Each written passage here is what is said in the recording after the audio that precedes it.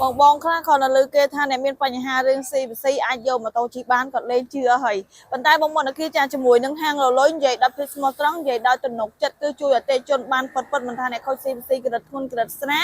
ឬមួយបងប្អូនដែលគាត់ឈ្មោះលួយងាវឬមួយបងប្អូនដែលគាត់ឈ្មោះល្អអីចឹងគឺយើងអាចជួយបានពិតសម្រាប់អ្នកខូច CVC បងណាអាចឆាតចូល Telegram ដែរបងប្អូនដាក់នៅខាងក្រោមនឹងបានព្រោះអីតាម page បងប្អូនតបលេងតន់ហើយឯកសារបងប្អូនទៀមទាតែ3មុខឯងសម្រាប់បងប្អូនដែលគាត់ខូច CVC អ្នកធ្វើការស៊ីញ៉ៃស៊ីខែប្រាក់ខែតិចក្តីចាំងក្តីអីចឹងទៀមទាឯកសារ3មុខអត់តែញ៉ាំបានទៅធ្វើគ្រួសារនឹងទៅប្រជាប្រខែឬមួយបងបើកលុយតាមកងធនាគារសម្រាប់អ្នករ៉ូស៊ីបើកអាជីវកម្មខ្លួនឯងទូធំក្តីអីចឹងអត់តែញ៉ាំបានទៅធ្វើគ្រួសារតម្លាក់ចូល Telegram បានណាបងព្រោះអីតាម page យើងតបលេងតន់ហើយប៉ុន្តែសូមបងប្អូនអ្នកគ្នាជួយសហការជាមួយខាងហាងផងបងប្អូនអ្នកគ្នាជួយតបឆាតឲ្យលឿនតិចមកបានដកម៉ូតូជិះពិតទៅបងប្អូនគឺយើងជួយអតិថិជនទាំងអស់យើងមានបច្ចេកវិទ្យារៀបចំឯកសារឲ្យបានម៉ូតូជិះពិតចង់ដឹងចង់សាកថាបានឬមិនបានតម្លាក់ឯកសារមកបានបង